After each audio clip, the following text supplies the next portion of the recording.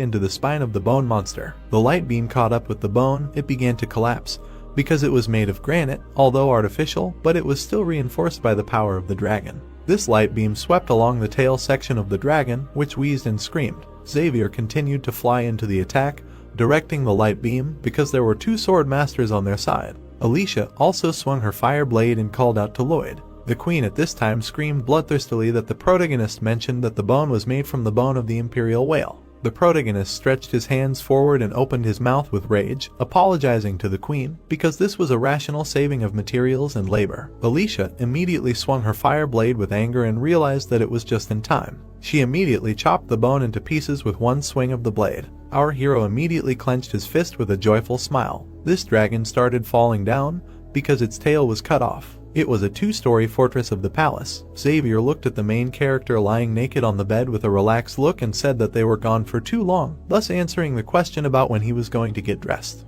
The knight put his hands behind his back, when the brown-haired man immediately jumped up with an angry look when he was told that with his face and in such a state, it was as if the synergy of hostility towards him had increased 10 times. Lloyd did not like this, because he was even more angry about it. Xavier immediately smiled brightly, closing his eyes, and ironically apologized, because in the future he would be more careful with his words. The brown-haired man looked at him with bewilderment, raising his eyebrows when he was told to leave the topic of clothes. The knight stood in front of the bed, putting his hands behind his back, and asked about when Lloyd would address the count and countess's mom and dad. The main character almost cried from such an unexpected question, closing his lips. Xavier looked at his comrade with trepidation and said that he himself wanted to call them his parents, but he could not allow himself to do so. Lloyd looked at the knight in surprise, who asked him to address them by their titles if he wanted to. He tried to understand what to do, because they were not his real parents. If he addressed them like that, he would only deceive. The knight put